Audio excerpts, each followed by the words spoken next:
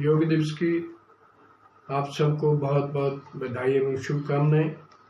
जैसा कि हम सबको विदित है कि प्रतिवर्ष योग दिवस 21 जून को मनाया जाता है, परंतु इस वर्ष कोविड-19 पैंडेमिक को ध्यान में रखते हुए आयुष मंत्रालय द्वारा इसको इस थीम के साथ yoga at home, yoga with family के रूप में मनाया जा रहा है, जिसको अंतर्राष्ट्रीय योग दिवस के रूप में हम सब मनाते हैं। ये योग विशेष रूप से व्यक्ति के शारीरिक एवं मानसिक स्वास्थ्य के लिए लाभकारी है और ये भारतीय सांस्कृतिक धरोहर का अंतर्राष्ट्रीय स्तर पर इसको मान सम्मान मिला है। ऋषि प्रणीत विद्या अधिक से अधिक प्राणी मात्र के लिए कल्याणकारक हो सके, इसके लिए वर्तमान में अधिक से अधिक इसका प्रचार और प्रसार किया जाना वांछित है।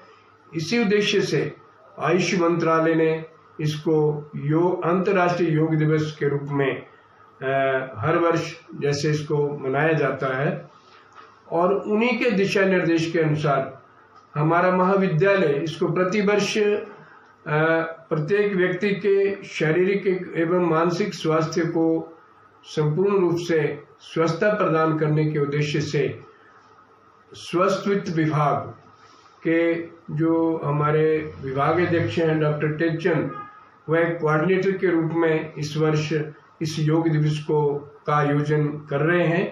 मैं इसके लिए आप सबको बहुत बहुत पुनः बधाई देता हूं एवं आपके सर्व स्वास्थ्य के लिए मंगल कामना करता हूं। धन्यवाद। खलु धर्म साधना, हमारे पूर्वज हमें ये बता गए हैं कि शरीर सभी धर्मों को सिद्ध करने वाला साधन है। यदि शरीर स्वस्थ रहेगा तो हम तभी सभी धर्मों का निर्वहन करके इच्छित फल प्राप्ति की ओर बढ़ सकते हैं।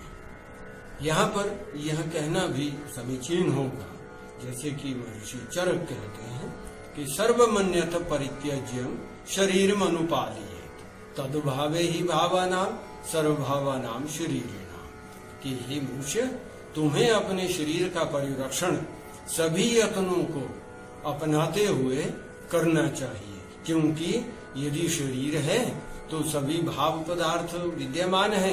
यदि शरीर नहीं तो सभी विषय वस्तुएं, धन संपदा आदि समाप्त हो जाते हैं। इसलिए जितने भी संसाधन हैं, जितनी भी युक्तियां हैं, जितनी विधाएं हैं, विज्ञान आदि सभी का अवलंबन करते हुए शरीर का परिरक्षण करने के लिए सदैव उद्यत रहना चाहिए। यजुर्वेद का मंत्र है, को आदात कस्मा आदात, कामो आदात कामाय आदात, कामो दाता कामय प्रतिगृहीता कामय तत्ते। यहाँ पर वेद भगवान स्पष्ट करते हैं कि ये मनुष्य वही उन सभी पदार्थों को पाता है जो सदैव कर्मशील रहता है, कर्म का अवलंबन करता है। इसलिए हम ऋषि प्रणीत विभिन्न प्रकार की विद्याओं को यदि सीखना चाहते हैं, उनसे लाभ उठाना चाहते हैं, तो उसे हमें कृत संकल्प रहते हुए समर्पण भाव का अवलंबन करते हुए हम तभी उनको सीख पाते हैं। इसलिए अपने शरीर, अपने इस भौतिक उपलब्धियां और आध्यात्मिक उपलब्धियों को प्राप्त करने के लिए योग ने अपने विभिन्न प्रकार के उपदेश दिए हैं। यहाँ पर महर्षि पातंजलि को उद्धृत करना मैं श्रेष्ठ मानता हूँ। उन्होंने अष्टांग योग का उपदेश देकर, जिसे हम राजयोग के रूप में भी जानते हैं, वह प्राणी मात्र के कल्याण के लिए उन्होंने उपदेश किए हैं। यहाँ पर अष्टांग योग की चर्चा करते हैं तो यम, नियम, आसन, प्राणायाम, प्रत्याहार, धारणा, ध्यान, समाधि, ये 8 अंगों से युक्त अष्टांग योग महर्षि पातंजलि ने हमें बताया है। इसे हम राजयोग के रूप में भी जानते हैं। ये योग के विभिन्न मार्गों की तरह ही एक भेद है उस परमपिता परमात्मा को जानने के लिए। हाँ, आध्यात्मिक उपलब्धि के दृष्टिकोण से जहाँ यह उपयुक्त है, वहीं पर भौतिक उपलब्धियां भी हमें इसके माध्यम से उपलब्ध होती हैं।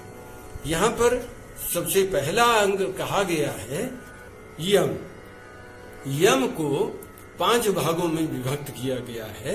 यहाँ पर मैं ये कहना भी समीचीन मानूंगा, यम और नियम ये वो ईश्वरीय नियम है, वो व्यवस्था है ईश्वर की, जिसको हमारे ऋषि मुनियों ने अनुभव किया और उन्हें प्राणी मात्र के कल्याण के लिए हमें उपदेश दिया।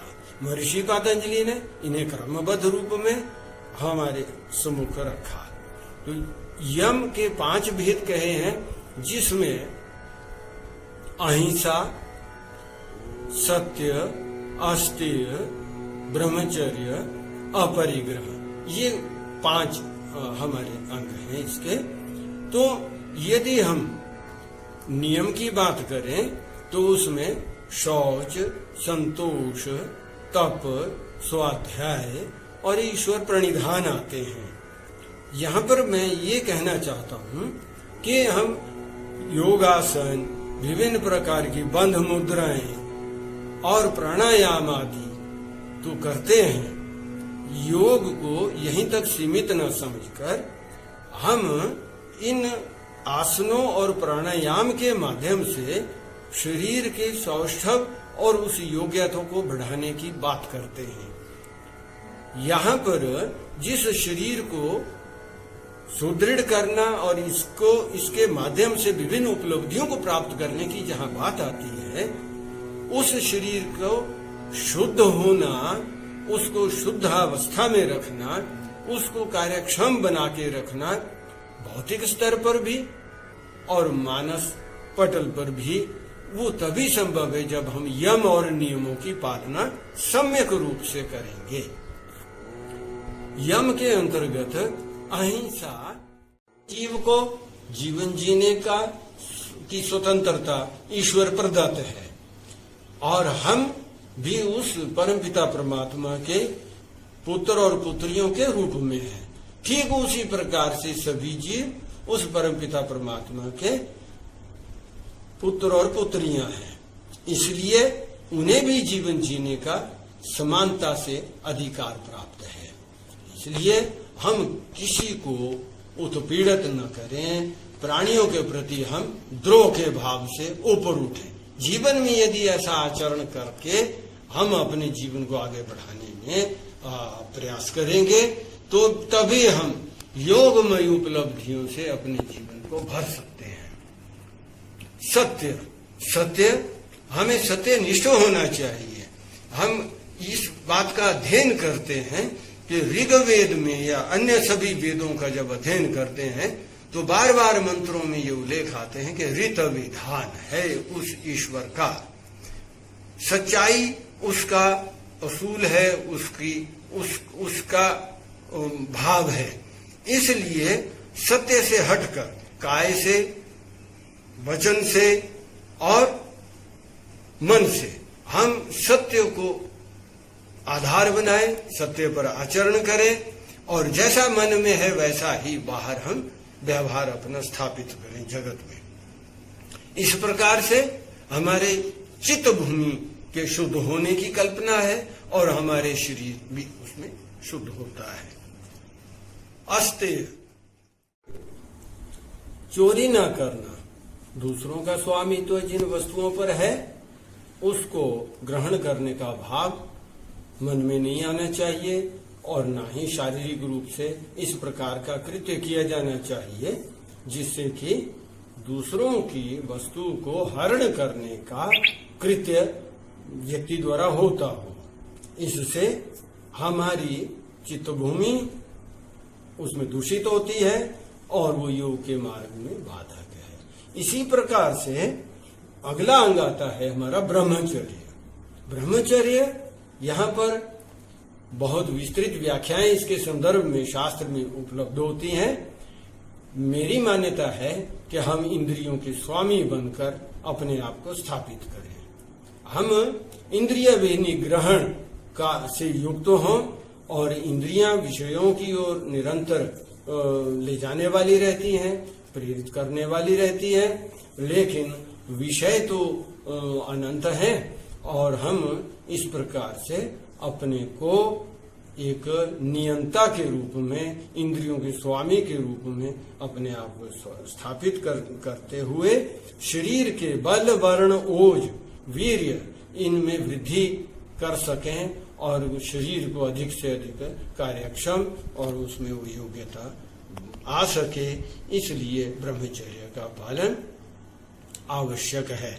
इसी प्रकार से अंतिम इसका जो अंग आता है वो है अपरिग्रह। हम उतने ही भोग संसाधनों का संग्रह करें जितना हमारी देह यात्रा के लिए आवश्यक है, इससे अधिक का परित्याग। हम परित्याग का भाव रखें जिसमें कि हम वृथा संग्रह वृत्ति को बढ़ावा न दें। यही मूल कारण हमारे लिए शारीरिक रूप से, मानसिक रूप से क्लेशकारक सिद्ध होता है, जहां पर हम बहुत अधिक वस्तुओं का संग्रह कर लेते हैं। अनेकों अनेक भाव ऐसे हैं जिनकी आवश्यकता से अधिक हम जब संग्रह करते हैं, तो इसलिए अपरिग्रह अंग को सिद्ध करना भी योग मार्ग के अभ्यासी के लिए नितांत आवश्यक है। ये यम, ये सार्वभौम महाव्रत है, ये ईश्वर द्वारा स्थापित व्यवस्थाएं हैं जिनका उल्लंघन मनुष्य करता है तो वो दुखों के सागर में निरंतर डूबता रहता है और वो अपने जन्म सुख को अनुभव नहीं कर पाता। यहाँ नियम की बात कहना भी सम्यक रहेगा। पहला अंग शौच है। शौच यहाँ शुद्धि से संबंधित है। शुद्धि हमारी मानसिक और शारीरिक, ये दोनों से अभिप्रेत है। हम शरीर को बाह्य स्नान इत्यादि से वस्त्र आदि का प्रक्षालन करके उनकी स्वच्छता की बात करते हैं। पंचकर्म आदि विधा से शरीर की हम शुद्धि करते हैं। षटकर्म आदि नीति धोती आदि से भी हम शरीर की शुद्धि करते हैं। यह बाह्य शुद्धि के अंतर्गत आता है। आभ्यंतर शुद्धि की बात योग मार्ग में आती है, जिसमें कि चित्त में स्थित विभिन्न प्रकार के जो लोभ, मोह, अहंकार, ईर्ष्या, द्वेष आदि ऐसे भाव है जो कि हमारे चित्त को निरंतर दूषित करते रहते हैं, उनका प्रक्षालन भी, उनकी शुद्धि भी निरंतर होती रहनी चाहिए। इस प्रकार की कल्पना, इस प्रकार का संदेश, इस प्रकार की शिक्षा हमारे ऋषि मुनियों ने हमें दी है। जब तक हमारा शरीर शुद्ध नहीं होगा तब तक हम इसको इस रूप में समझ सकते हैं। यदि वस्त्र में यदि हम रंग चढ़ाना चाहते हैं, उसका रंजन कर्म करना चाहते हैं, तो वो शुद्ध हुआ रहना बहुत अपेक्षित रहता है। जब शुद्ध वस्त्र पे रंजन कर्म, उस पर रंग चढ़ाना बहुत सरल होता है। इसी प्रकार से योग की विभिन्न प्रकार की जो उपलब्धियां हैं, सिद्धियां हैं, वो तभी सुलभ होंगी हमारे शरीर द्वारा जब शरीर में योग्यता पहले से बनी रहेगी, पात्रता बनी रहेगी। इसलिए शरीर का शुद्ध होना, मन का शुद्ध होना और वाणी का शुद्ध होना अपेक्षा कारक है। इसी प्रकार से संतोष की बात आती है। हमें संतोष का भी अवलंबन आवश्यक है। हम परम संतोष भाव वाले हों, हम असंतुष्ट न रहें, हम पॉजिटिव सृजनात्मक दृष्टिकोण अपनाते हुए अपने संतोष वृत्ति का अवलंबन करें। वृथा ही हम असंतुष्ट न रहें। जिस प्रकार की व्यवस्था ईश्वर की है, उस व्यवस्था को समझते हुए हम संतोष वृत्ति का अवलंबन करें। ये भी योग मार्ग के लिए आवश्यक है। अगला अंग आता है तप। कोई भी कार्य ईश्वरीय व्यवस्था तपस्वी व्यवस्था है, तप से युक्त उसकी व्यवस्था है। हमें जब तक कोई भी कार्य सिद्ध करने की बात आती है तो उसमें तप करना पड़ता है। शीत उष्ण, बुभुक्षा भूख और प्यास, स्थान आसन, इस प्रकार की जो द्वंद्व हैं, इन द्वंद्वों को सहन करने की क्षमता व्यक्ति में, साधक में होनी चाहिए। क्योंकि यदि ये सिद्ध नहीं हुए रहेंगे तो शरीर में, मन में वो योग्यता नहीं आ पाती है जो कि हम आसन प्राणायाम या आदि अनेक प्रकार की विधाओं का अवलंबन करते हैं, तो शरीर में वह योग्यता नहीं होगी, तो हमें वो फल प्राप्तियां उसमें नहीं हो पाती हैं। इसलिए शरीर कार्यक्षम होना चाहिए, मन क्षमतावान होना चाहिए। तो इस प्रकार से इस अंग की अपनी महत्ता है। स्वाध्याय अगला अंग है। निरंतर हम आर्ष साहित्य का अनुशीलन करें, अध्ययन करें, चिंतन मनन करें। आर्यों द्वारा, ऋषियों द्वारा, अर्थात जो लोभ और मोह से ऊपर थे, उन द्वारा उपदिष्ट शास्त्रों का अवलंबन हम करें तो हम सही मार्ग पर जीवन में आगे बढ़ने के लिए निरंतर प्रेरित होते रहेंगे। जहां कहीं हमें कोई शंका आती है तो उस शंका का समाधान भी हमारे पूर्वज शास्त्र आदि जो आर्य प्रणीत हैं उनको आधार बनाकर ही हम वहां से प्रेरणा लें, शिक्षा लें और जीवन में आगे बढ़ने की बात हम करेंगे। तो इसी प्रकार से अगला जो अंग आता है वो है ईश्वर प्रणिधान। ये नियम के अंतर्गत अंतिम 5वां अंग आता है, ईश्वर प्रणिधान। जितने भी श्रेष्ठ कार्य, पुण्य कार्य, यज्ञशील कार्य हमारे द्वारा संपादित हुए, वह सभी मैं अपने ईश्वर के अर्पण करता हूं। मैं अपने आप को उसमें कर्ता के रूप में स्थापित नहीं करता, इसलिए क्योंकि मुझ में कहीं अहंकार भाव का उपज न हो जाए, उसका जन्म न हो।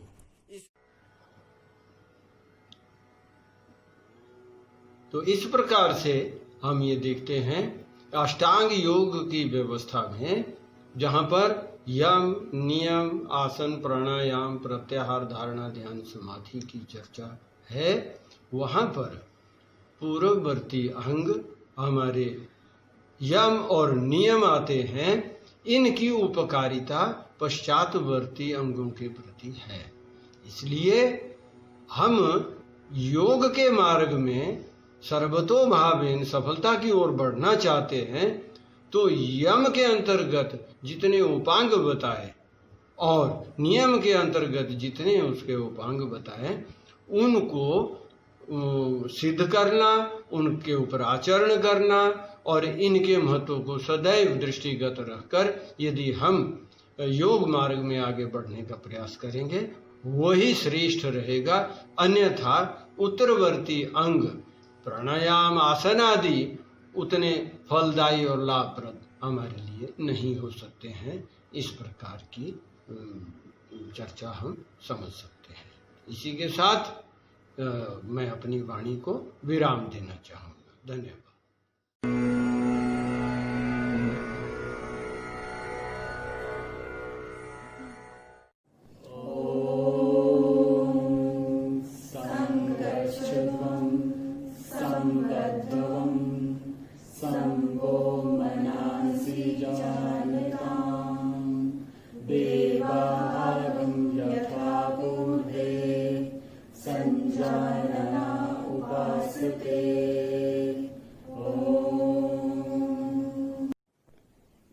जून 2020 को हम अंतर्राष्ट्रीय योग दिवस मनाने जा रहे हैं।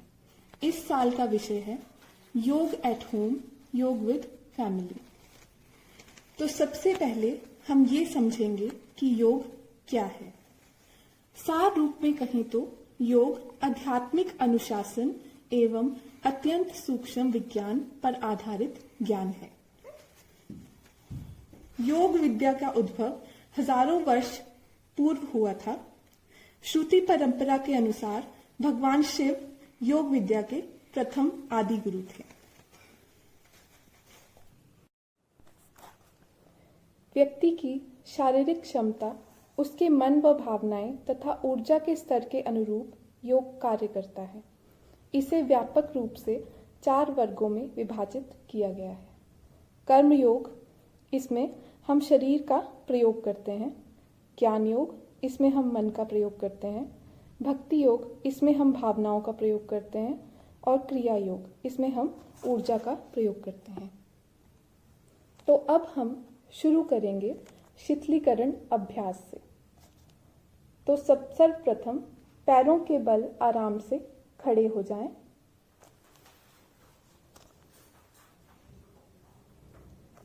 सबसे पहले ग्रीवा चालन अभ्यास किया जाएगा। इसमें हाथों को शरीर के बगल में सीधा रखें। यह अभ्यास समस्थिति है। अभ्यास के समय हाथों को कमर पर रखें। श्वास को बाहर निकालते हुए सिर को धीरे धीरे आगे की ओर झुकाएं और ठुड्डी को वक्ष पर स्पर्श कराने की कोशिश करें।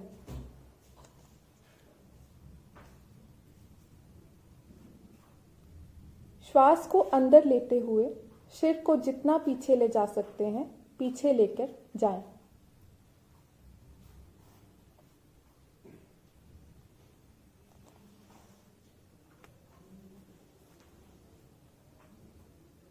अब पुनः समस्थिति में आ जाएं। यह एक चक्र पूर्ण हुआ। इस विधि को 2 बार दोहराएं। ग्रीवा चालन में ही दूसरा अभ्यास करेंगे। दूसरा चरण है, इसमें श्वास को बाहर छोड़ते हुए सिर को धीरे धीरे दाईं ओर झुकाएं। कान को कंधे के जितना नजदीक लाना संभव हो लाएं। इस बात का ध्यान रखें कि कंधे ऊपर की ओर अधिक नहीं उठे होने चाहिए। श्वास को अंदर ग्रहण करते हुए सिर को सामान्य स्थिति में लाएं। इसी प्रकार श्वास को बाहर छोड़ते हुए सिर को बाईं तरफ झुकाएं।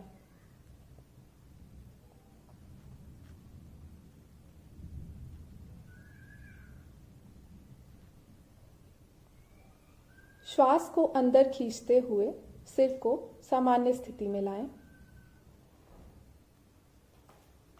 यह एक चक्र पूर्ण हुआ। इस विधि को 2 बार दोहराएं। तीसरा चरण, इसमें सिर को सीधा रखें। श्वास को बाहर छोड़ते हुए सिर को आराम से दाईं ओर घुमाएं।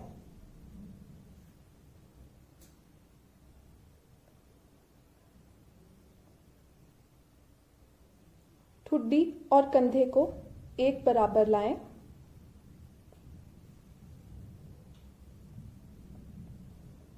श्वास को अंदर लेते हुए सिर को सामान्य स्थिति में लाएं।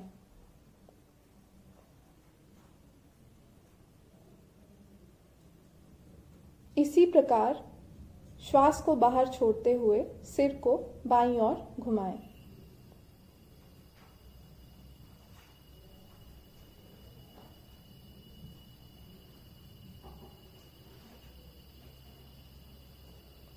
श्वास को अंदर लेते हुए सिर को सामान्य स्थिति में लाएं।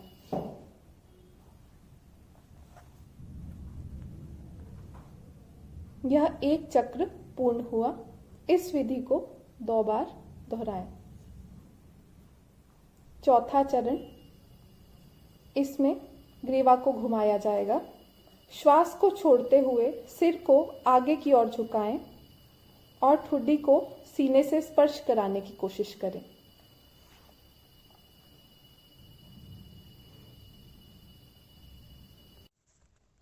श्वास को अंदर लेते हुए सिर को धीरे धीरे घड़ी की सुई की दिशा में घुमाएं और वापस लाते समय श्वास को बाहर छोड़ें। इस प्रकार ग्रीवा एक बार पूरी तरह घूमेगी। तत्पश्चात ग्रीवा को घड़ी की विपरीत दिशा में घुमाएं। श्वास को अंदर लेते हुए ग्रीवा को पीछे ले जाएं और श्वास को छोड़ते समय वापस ले आएं। यह एक चक्र पूर्ण हुआ। इस विधि को 2 बार दोहराएं। ग्रीवा को जितना संभव हो उतना ही घुमाएं, अधिक नहीं खींचना चाहिए। कंधों को शिथिल और स्थिर रखना चाहिए। ग्रीवा के आसपास खिंचाव महसूस करें। इसका अभ्यास कुर्सी पर बैठकर भी किया जा सकता है। ग्रीवा चालन अभ्यास के बाद दूसरा अभ्यास है स्कंद संचालन। तो पहले चरण में पैरों को परस्पर मिलाएं। पैर से सिर तक का हिस्सा सरलता से सीधा रखते हुए खड़े हो जाएं। बगल से अपनी दोनों भुजाओं को सिर से ऊपर उठाएं। हथेलियां ऊर्ध्व दिशा में हों।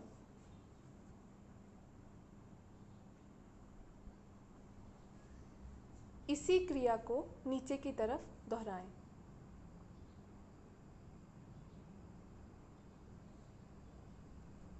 जब हाथ को सिर से ऊपर ले जाएं तो ध्यान रहे कि वे सिर से स्पर्श ना करें। इसी तरह जब हथेलियों को नीचे लाएं तो वो जंघाओं को स्पर्श ना करें। उंगलियों को मिलाते हुए दोनों हथेलियों को पूरी तरह खोल दें। दूसरा चरण है स्कंद चक्र। इसमें सीधे खड़े हो जाएं। बाएं हाथ की उंगलियों को बाएं कंधे पर रखें। उसी तरह दाएं हाथ की उंगलियों को दाएं कंधे पर रखें। दोनों कोहनियों को पूरी तरह चक्राकार घुमाएं।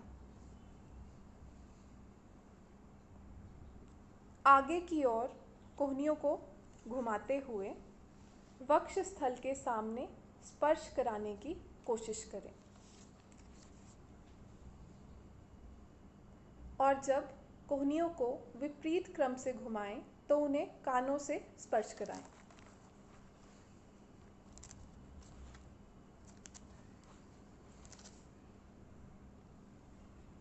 विपरीत दिशा में भुजाओं को खींचकर घुमाएं और कोशिश करें कि इस दौरान भुजाएं शरीर को स्पर्श करें।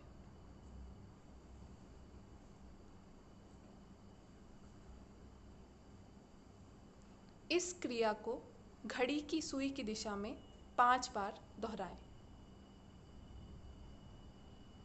इसी प्रकार घड़ी की सुई की विपरीत दिशा में 5 बार दोहराएं।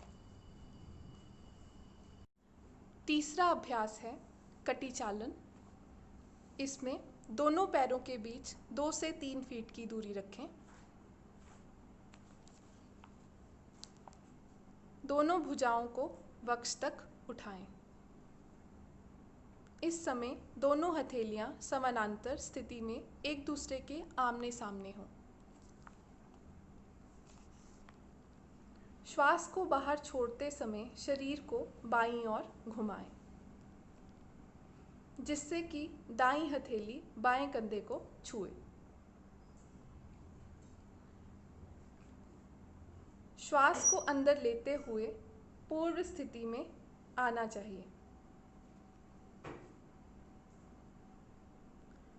श्वास को बाहर छोड़ते समय शरीर को दाईं ओर घुमाएं, जिससे बाईं हथेली दाएं कंधे को छुए। और श्वास को अंदर लेते हुए पूर्व स्थिति में वापस आएं।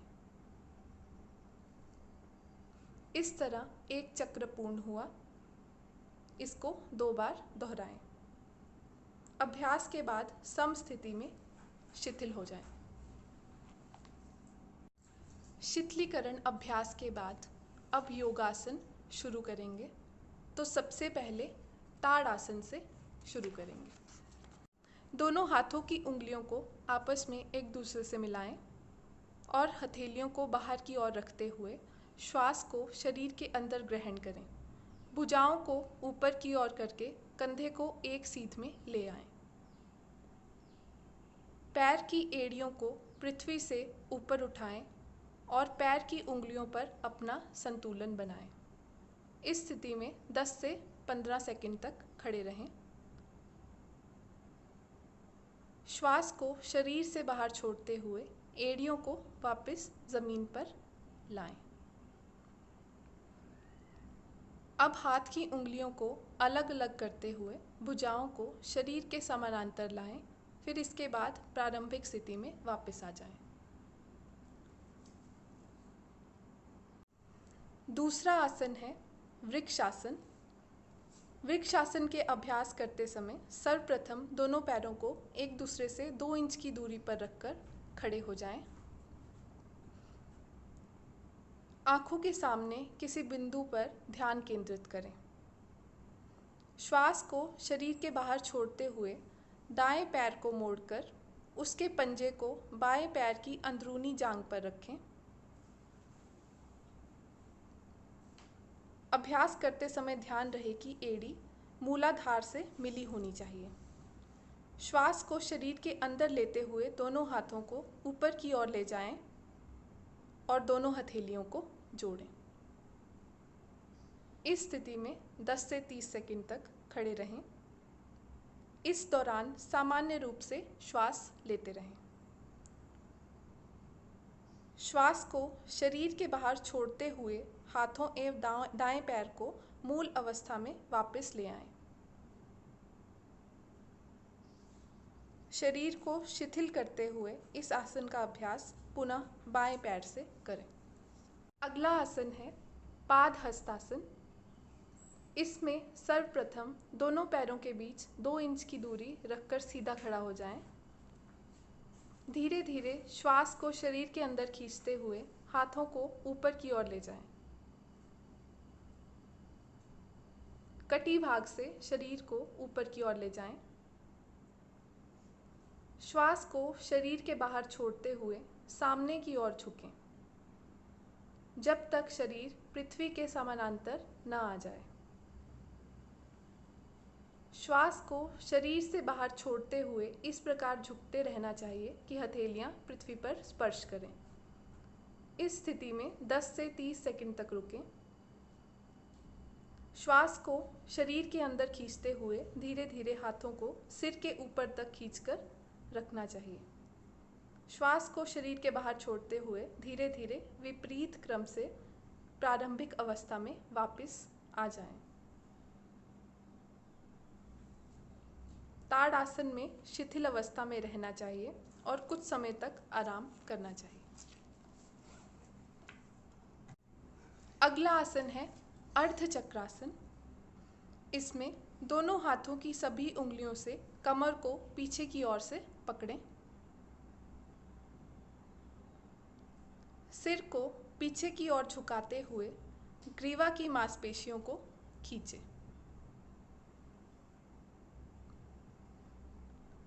श्वास लेते हुए कटी भाग से पीछे की ओर झुकें। श्वास को बाहर छोड़ते हुए शिथिल हो जाएं। इस स्थिति में 10 से 30 सेकंड तक बने रहें और सामान्य रूप से श्वास लेते रहें। श्वास को अंदर खींचते हुए धीरे धीरे प्रारंभिक अवस्था में वापस लौट आएं।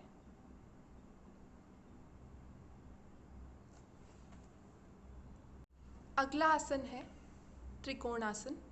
त्रिकोणासन के अभ्यास के समय दोनों पैरों को फैलाकर आराम से खड़े हो जाएं।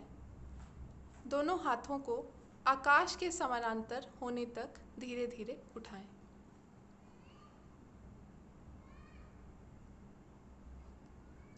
श्वास को शरीर से बाहर छोड़ते हुए धीरे धीरे दाईं तरफ झुकें।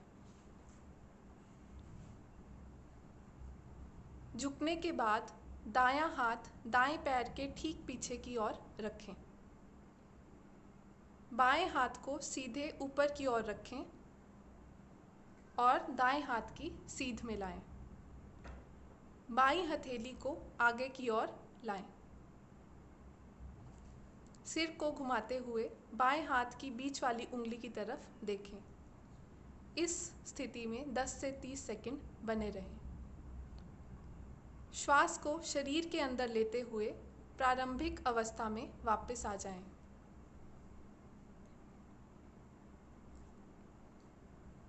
इसी प्रकार इस आसन को दूसरी ओर से भी करें। खड़े होकर किए जाने वाले आसनों के बाद अब बैठकर किए जाने वाले आसन किए जाएंगे। तो सर्वप्रथम भद्र आसन से शुरू करेंगे। दोनों पैरों को सामने की ओर सीधा फैलाएं। दोनों हाथों को नितंब के पास रखें। इस स्थिति को दंडासन कहा जाता है। अब दोनों पैरों के तलवों को पास पास ले आएं। श्वास को बाहर छोड़ते हुए पैरों की उंगलियों को हाथों से पकड़कर ढक लें। एड़ियों को मूलाधार के जितना नजदीक हो सके ले आएं।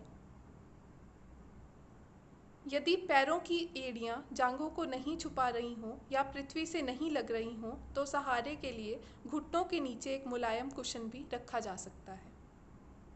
यह अभ्यास की अंतिम अवस्था है। इस अवस्था में कुछ देर बने रहें। अगला आसन है वज्रासन। दोनों पैरों को फैलाकर बैठें। हाथों को शरीर के बगल में रखें। उंगलियां सामने की दिशा में इशारा करती हुई रहें। दाहिने पैर को घुटने से मोड़ लें। पंजे को नितंब के नीचे दबाकर बैठ जाएं। इसी तरह बाएं पैर को भी घुटने से मोड़कर बैठें और पंजे को बाएं नितंब के नीचे रखकर बैठ जाएं। नितंब एड़ियों के ऊपर होने चाहिए। बाएं हाथ को क्रमशः बाएं और दाएं हाथ को दाहिने घुटने पर रखें। मेरुदंड को सीधा रखें। सामने की ओर देखते हुए आंखें बंद कर लें।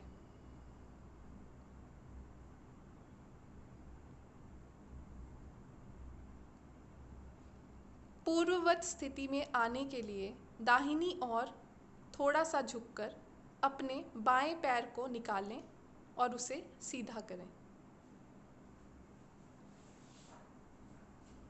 इसी तरह अपने दाहिने पैर को निकालें और उसे सीधा करें। अगला आसन है अर्ध उष्ट्रासन। सर्वप्रथम विश्राम आसन में बैठ जाएं। पुनः दंड आसन की स्थिति में आ जाएं।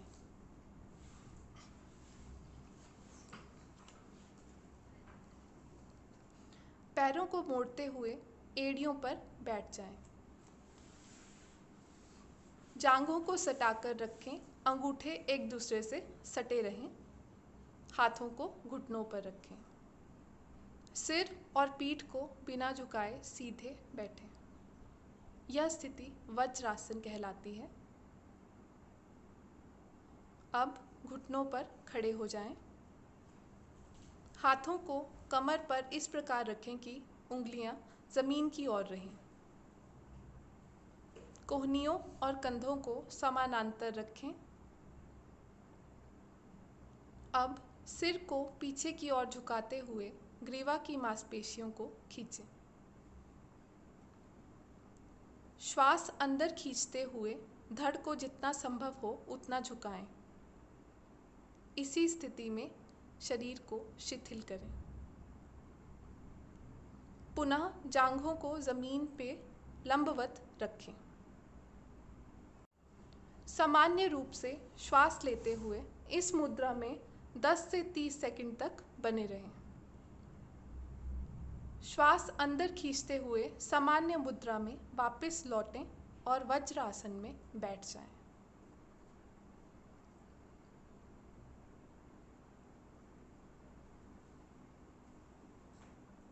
पुनः विश्राम आसन में शिथिल हो जाएं।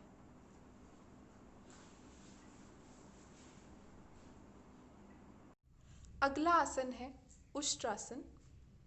इस आसन में सबसे पहले घुटनों को जमीन पर टिकाते हुए अपने दोनों पैरों के जंघों और पंजों को आपस में मिला लीजिए। पंजों को बाहर की तरफ रखते हुए जमीन पर फैला दें। घुटनों और पंजों के बीच 1 फुट की दूरी रखते हुए घुटनों के बल खड़े हो जाएं। श्वास लेते हुए पीछे की ओर झुकें। इस बात का ध्यान रखें कि पीछे झुकते समय गर्दन को झटका ना लगे। पीछे की ओर झुकें और धीरे धीरे दाहिने हाथ से दाहिने एड़ी और बाएं हाथ से बाईं एड़ी को पकड़ने का प्रयास करें। अंतिम स्थिति में जांघ को जमीन पर ऊर्ध्वाकार रखते हुए सिर को हल्का सा पीछे की ओर खींचकर रखें। यथासंभव पूरे शरीर का भार अपनी भुजाओं और पैरों पर होना चाहिए। अगला आसन है शशांकासन। सर्वप्रथम वज्रासन की स्थिति में बैठें। दोनों पैरों के घुटनों को एक दूसरे से दूर फैलाएं। इस प्रकार बैठें कि पैरों के अंगूठे एक दूसरे से मिले हुए रहें। दोनों हथेलियों को घुटनों के बीच जमीन पर रखें। श्वास को बाहर छोड़ते हुए दोनों हथेलियों को सामने की ओर स्वयं से दूर ले जाएं। आगे की ओर झुकते हुए ठुड्डी को जमीन पर लगाएं। दोनों भुजाओं को समानांतर रखें। सामने की ओर देखें और इस स्थिति में बने रहें। श्वास को अंदर खींचते हुए पीछे की ओर आ जाएं।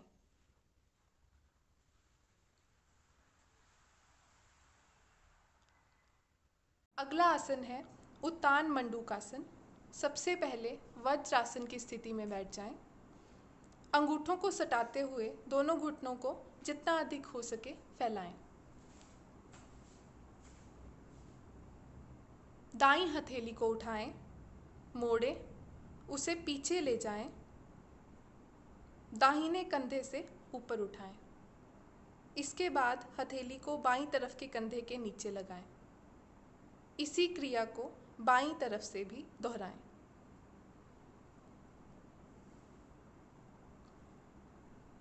कुछ समय तक इसी मुद्रा में बने रहें। इसके बाद धीरे धीरे बाएं कंधे और फिर दाएं कंधे को वापस ले आएं। अपने घुटनों को मिलाकर पूर्ववत स्थिति में आ जाएं। अगला आसन है वक्रासन। सबसे पहले दंडासन की स्थिति में बैठ जाएं। सर्वप्रथम दाएं पैर को मोड़ते हुए इसके पंजे को बाएं घुटने के बगल में रखें। श्वास को बाहर छोड़ते हुए शरीर को दाईं तरफ घुमाएं। बाएं हाथ को दाएं घुटने के पास लाएं और दाएं पैर के अंगूठे को पकड़ लें अथवा हथेली को दाएं पैर के पास रखें। दाएं हाथ को पीछे ले जाएं और हथेली को जमीन पर रखें। इस स्थिति में 10 से 30 सेकंड तक बने रहें। सामान्य ढंग से श्वास प्रश्वास लेते रहें और शरीर को शिथिल करें। श्वास को बाहर छोड़ते हुए अपने हाथ हटा लें और शिथिल हो जाएं।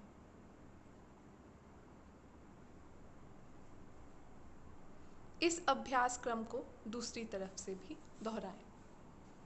अगला आसन है मकर आसन। मकर का अर्थ है घड़ियाल। इस आसन में शरीर की स्थिति मगर की आकृति के समान होती है, इसलिए इसे मकर आसन कहा जाता है। सर्वप्रथम उदर के बल लेट जाएं।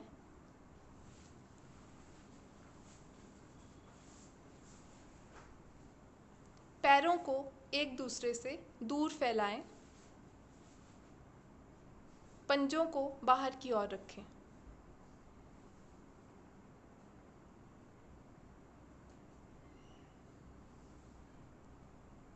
दोनों हाथों को मोड़ते हुए बाएं हाथ पर दायां हाथ रखें। ललाट को अपने हाथों पर रखें। आंखें धीरे धीरे बंद करें। यह स्थिति मकर आसन की स्थिति कही जाती है। सभी प्रकार के आसनों के पश्चात शिथिलीकरण के लिए इस आसन का अभ्यास किया जाता है। अगला आसन है भुजंग आसन।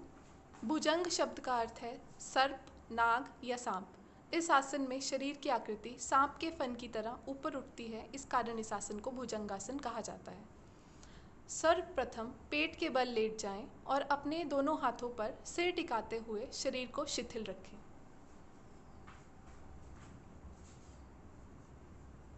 अब दोनों पैरों को आपस में मिला लें। हाथों को खींचकर रखते हुए ललाट को जमीन पर टिका रहने दें। अब हाथों को शरीर के ठीक बगल में ऐसा रखें कि हथेलियां और कोहनियां जमीन पर टिके रहें। धीरे धीरे श्वास अंदर खींचते हुए ठुड्डी और नाभि क्षेत्र तक शरीर को ऊपर उठाएं। कुछ समय तक इस स्थिति में बने रहें। इस अभ्यास को सरल भुजंग आसन कहा जाता है। पुनः वापस लौटते हुए ललाट को जमीन पर टिकाएं। हथेलियों को वक्ष के बगल में रखें और कोहनियां ऊपर की ओर उठी हुई होनी चाहिए। धीरे धीरे श्वास को भीतर खींचते हुए ठुड्डी और नाभि क्षेत्र तक के शरीर को ऊपर उठाएं।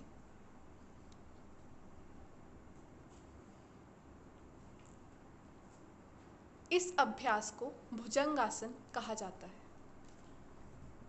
पुनः श्वास को बाहर छोड़ते हुए ललाट को जमीन पर शिथिल होने दें और हथेलियों के ऊपर सिर और पैर को फैलाकर शरीर को शिथिल करें।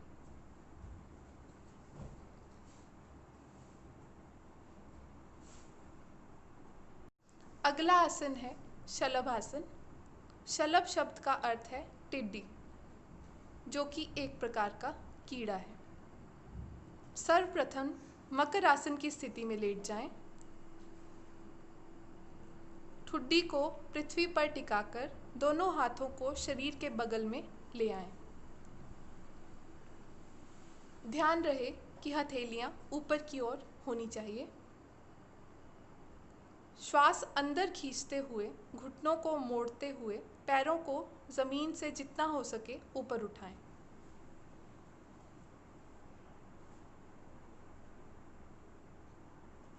हाथों को इस तरह बढ़ाएं कि शरीर जमीन से आसानी से ऊपर उठ जाए। इस स्थिति में 10 से 20 सेकंड तक बने रहें और सामान्य श्वास लें। श्वास बाहर छोड़ते हुए पैरों को जमीन पर वापस ले आएं। कुछ समय के लिए मकर आसन की स्थिति में लेटे रहें।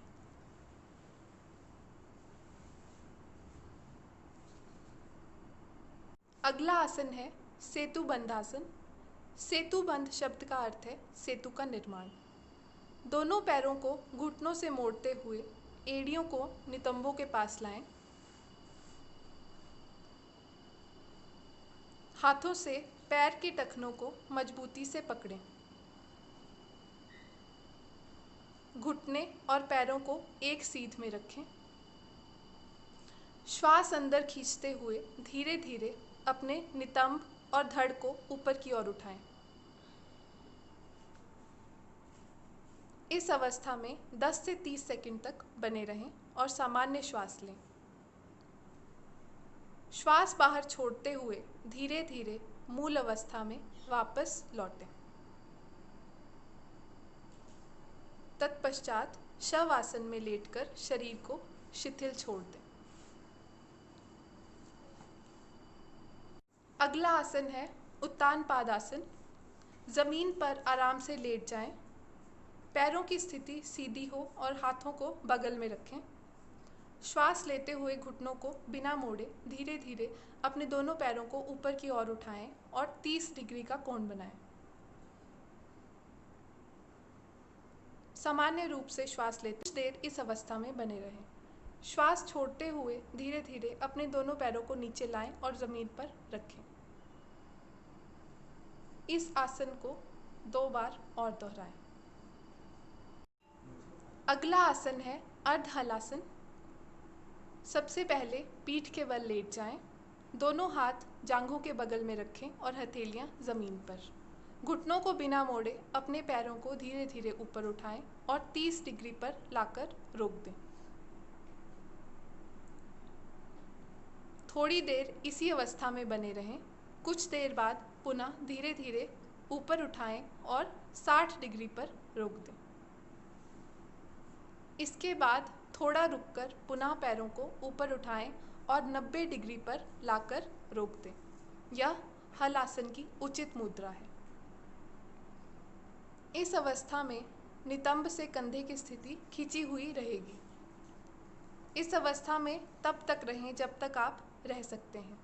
अपने पैरों को 90 डिग्री की स्थिति से धीरे धीरे वापस ज़मीन पर लाएं। ध्यान रहे वापसी की स्थिति में सिर ज़मीन से ऊपर ना उठे।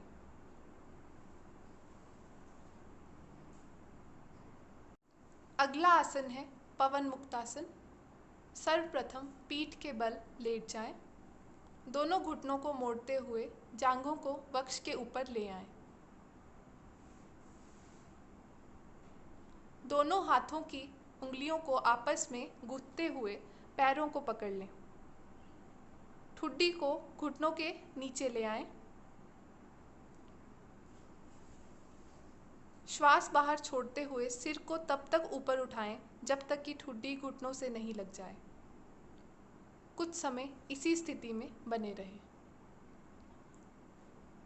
यह अभ्यास पवन मुक्तासन कहा जाता है। सिर को वापस जमीन पर ले आएं। श्वास बाहर छोड़ते समय पैरों को जमीन पर ले आएं। अभ्यास के अंत में शव आसन में आराम करें। अगला आसन है शवासन। शव शब्द का अर्थ है मृतदेह। इस आसन में अंतिम अवस्था एक मृतदेह जैसी होती है। शारीरिक स्थिति निष्क्रिय शिथिल स्थिति रहती है। सर्वप्रथम पीठ के बल लेट जाएं। हाथों और पैरों को आरामदायक स्थिति में फैला दें।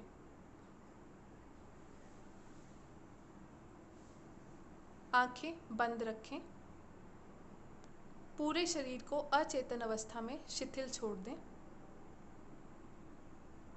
श्वास प्रश्वास प्रक्रिया पर ध्यान केंद्रित करें। इस अवस्था में तब तक रहें जब तक कि पूर्ण विश्रांति एवं चित्त शांत न हो जाए।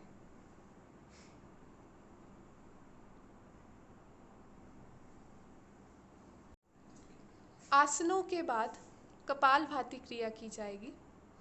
कोई भी ध्यानात्मक आसन में बैठ जाएं। सर्वप्रथम आंखें बंद कर लें और पूरे शरीर को शिथिल कर दें।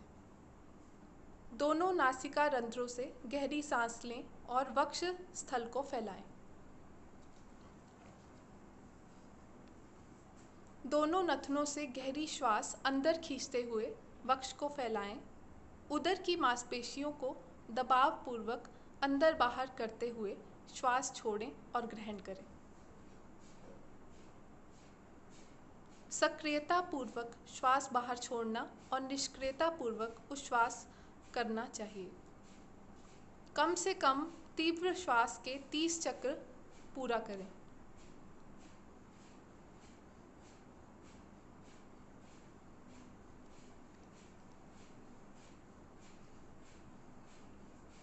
इसके बाद गहरी श्वास अंदर लेते हुए धीरे धीरे बाहर छोड़ें। इस प्रकार कपालभाति का एक चक्र पूरा होता है। इसी प्रकार प्रत्येक चक्र पूरा करने के बाद गहरी श्वास लेनी चाहिए। इस अभ्यास को कम से कम 2 बार और दोहराएं। अब हम प्राणायाम के बारे में बताएंगे। तो सर्वप्रथम नाड़ी शोधन से शुरू करेंगे, जिसको अनुलोम विलोम प्राणायाम भी कहा जाता है। इस प्राणायाम की मुख्य विशेषता यह है कि इसमें बाईं और दाईं नासिका रंध्रों से क्रमवार श्वास प्रश्वास को रोककर अथवा बिना श्वास प्रश्वास रोके श्वसन किया जाता है। इसमें शारीरिक स्थिति कोई भी ध्यानात्मक आसन हो सकती है। सर्वप्रथम किसी भी ध्यानात्मक आसन में बैठें, मेरुदंड की अस्थि और सिर को सीधा रखें और आंखें बंद कर लें। कुछ गहरी श्वासों के साथ शरीर को शिथिल कर दें। ज्ञान मुद्रा में बाईं हथेली बाएं घुटने के ऊपर रखनी चाहिए। दायां हाथ नासाग्र मुद्रा में होना चाहिए। अनामिका एवं कनिष्ठिका उंगली बाईं नासिका पर रखनी चाहिए। मध्यमा और तर्जनी उंगली को मोड़कर रखें। दाएं हाथ का अंगूठा दाईं नासिका पर रखना चाहिए। बाईं नासिका से श्वास ग्रहण करें। इसके बाद कनिष्ठिका और अनामिका उंगली से बाईं नासिका बंद कर लें। दाईं नासिका से अंगूठा हटाकर वहां से श्वास बाहर छोड़ें। तत्पश्चात एक बार दाईं नासिका से श्वास ग्रहण करना चाहिए। श्वास और श्वास के अंत में दाईं नासिका को बंद करें। बाईं नासिका खोलें तथा इसके द्वारा श्वास बाहर छोड़ दें। अब करेंगे शीतली प्राणायाम। शीतली का अर्थ है शीतल होना। यह साधक के चित्त को शांत करता है और मन की व्यग्रता को दूर करता है। तो सबसे पहले पद्मासन मुद्रा अथवा किसी भी अन्य सुखासन या फिर सिद्धासन में बैठ जाएं। ज्ञान मुद्रा अथवा अंजलि मुद्रा की अवस्था में अपने हाथों को घुटनों पर रख दें। जीभ को किनारों से मोड़कर टब का आकार बना लें। इस टब नुमा जीभ से सांस लेते हुए जितना हो सके हवा शरीर के अंदर प्रवेश करवाएं और मुख बंद कर लें।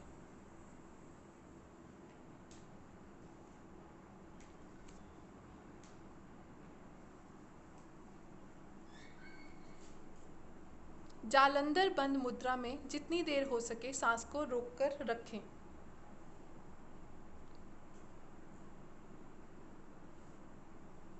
जालंधर बंद मुद्रा से वापस आएं और नासिका रंध्रों से धीरे धीरे श्वास छोड़ें। अब करेंगे भ्रामरी प्राणायाम। भ्रामरी शब्द भ्रमर से लिया गया है। इसका मुख्य अर्थ है भौरा। इस प्राणायाम के अभ्यास के समय निकलने वाला स्वर भ्रमर के भिन भिनाने के स्वर की तरह होता है। किसी भी ध्यानात्मक आसन में बैठ जाएं और आंखें बंद कर लें। नासिका के द्वारा लंबा गहरा श्वास लें। नियंत्रित ढंग से श्वास को धीरे धीरे बाहर छोड़ें। श्वास छोड़ते हुए भौरे जैसी आवाज निकालें।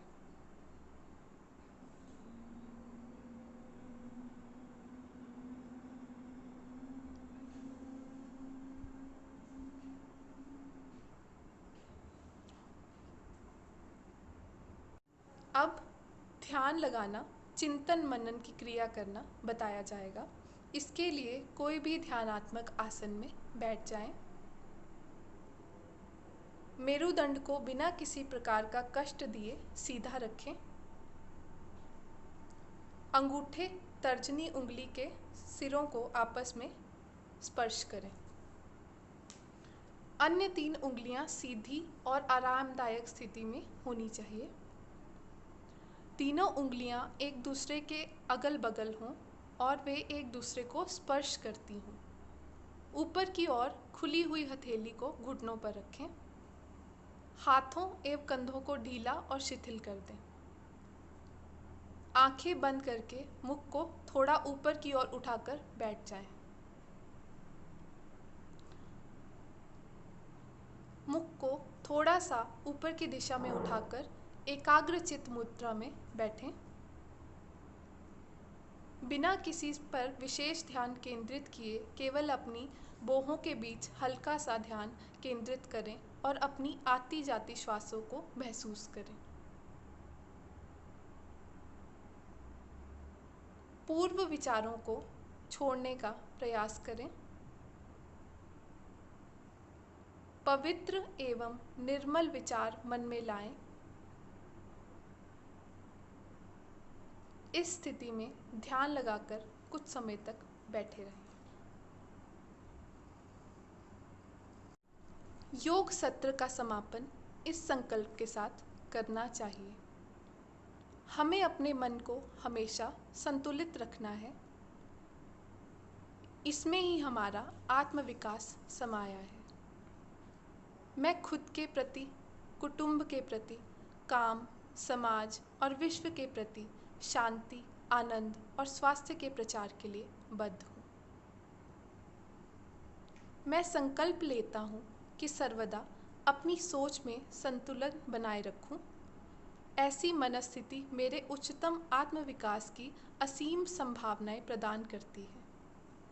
मैं अपने कर्तव्य निर्वाह के प्रति, कुटुंब और कार्य के प्रति तथा समाज व समूचे विश्व में शांति, स्वास्थ्य और सौहार्द के प्रसार के लिए कृत संकल्प लेती हूँ। ओम सर्वे भवन्तु सुखिनः, सर्वे सन्तु निरामया, सर्वे भद्राणि पश्यन्तु, मा कश्चित् दुःखभाग् भवेत्। ओम शांति शांति शांति। सब सुखी हों, सब निरोग हों, सब निरामय हों, सबका मंगल हो, कोई दुखी ना हो। धन्यवाद।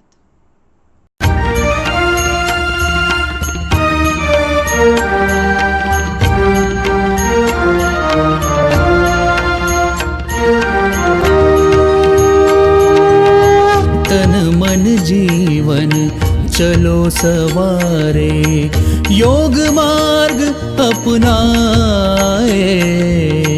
वैर भाव को त्याग सभी हम, गीत मिलन के गाए। तन मन जीवन चलो सवारे।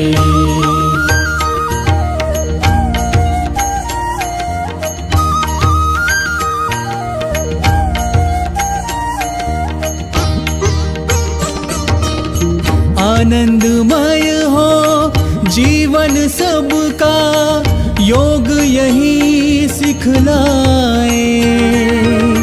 हो तनाव भय मुक्त सभी जना, दिव्य प्रेम सरसाए।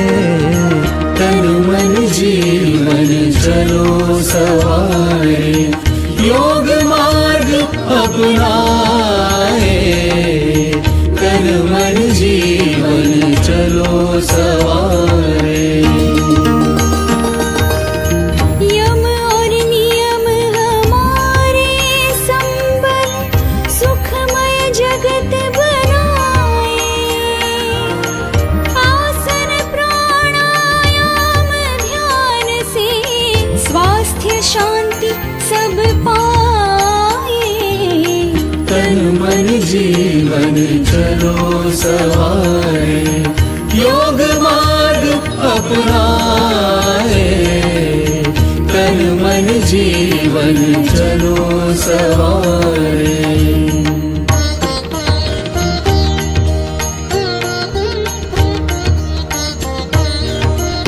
ऊर्जावान बने सब साधक, संशय सभी मिटाए। ऊर्जावान बने सब साधक, संशय सभी मिटाए। विश्व एक परिवार योग कर, स्वर्ग धरा पर लाए। तन मन जीवन चलो सवारे, योग मार्ग अपनाए। वैर भाव को त्याग सभी हम, गीत मिलन के गाए। तन मन जीवन, तन मन जीवन, तन मन जीवन चलो सवारे। आयुष मंत्रालय भारत सरकार द्वारा जनहित में जारी।